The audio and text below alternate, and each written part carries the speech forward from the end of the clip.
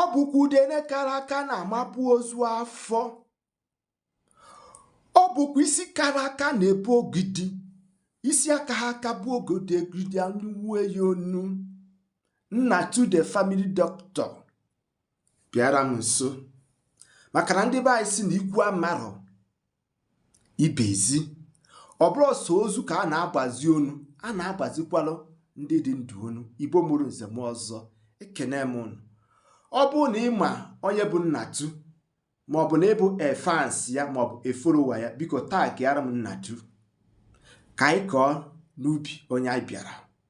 Biko nụrụ ozi danda.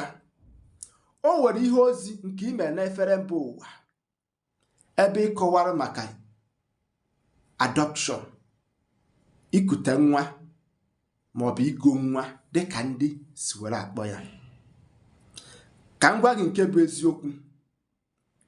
Ịbịa n'ihe gbasatara nkwenye ndị Igbo, Igbo culture, Igbo tradition or Igbo cosmology, o nweghị ebe ọ dị n'ọdịnala Igbo na ndị Igbo mere accept igo nwa. In fact, ya bụ ihe bụ a taboo, a sacrilege in the land. Ifu dị mbụ unu ka o ji egote nwa. Kedu oge igote nwa na wee bido? Ọ bụ 1965 ka this adoption of things started. Kedu ndị wetara ya? Ọ bụ ndị ọcha. Oge ha bịa n'ala Igbo wee introduce their own system, enforce it on our people. One man, one wife. Mana ọ bụ ụdị ka o si wee dịbe mata buru gbuo. Ndị Igbo na-anụ ụbara nwaanyị. Di mbụ nọ na-anụ more than 2 wives. Ha niile na-ebi n'udo. Ọ na-alụ ha mkpuke. Ọ dike na-ebi n'obi. N'aka nke ịbụa, ọ bụrụ na ha ebido ịmụ nwa, ọ bụrụ na ịtụ ime siri nwunye ike, di mbụ unu nwere ikike ịnụ nwaanyị ọzọ, make it second wife.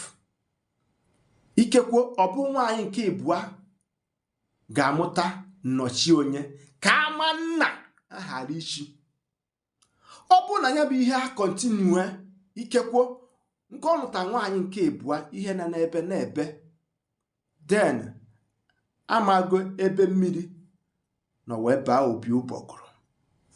O mere omenala a na-eme n'ala Igbo ịhafe nwaanyị ọkpa n'ama maọbụ ọkpa n'ezi ka oge tutu ime wee hachie ngwuru.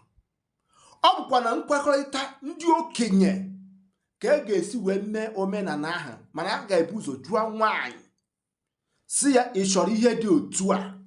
Ọ bụrụ ihe niile ka a na-ata n'anwụ.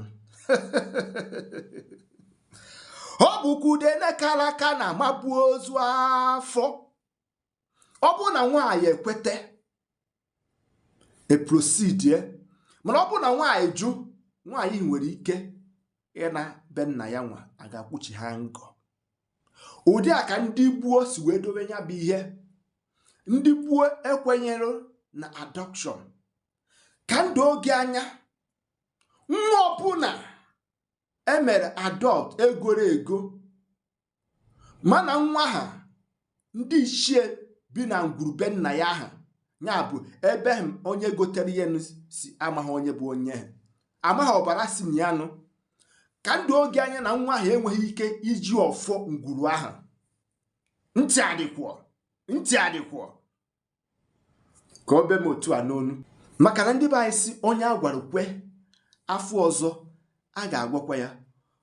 Ọ ihe bata n'ụka religious mindset kpatarụzielu na ọ bụrụ na di na nwunye ebiwe na-aka nka, ọ bụrụ na ha amụtaghị nwa, ha ejeghị egotezie nwa, chefuzie na o nwere ka ndị gboo si wee dowe ya bụ ihe eji were eme ya.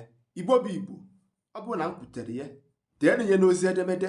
Ọ bụrụ ọkwụrụ na m ekwuteghị ya, tụsara m ozi a ka ụmụnna anyị tinye ebumnobi ha. Aka mbụ nwanne unu nwoke bụ Maazị UC. Cheta na ndị be anyị si na ọ bụrụ na ọnwụ eburu oji eji wee chụọ aja ụnụ ma na-emesịa ọ ga-epu ome. Ụmụnne m ndị Igbo, ka ọ dị ka enwe amaghị ọfịa ndị be anyị, ndewonu.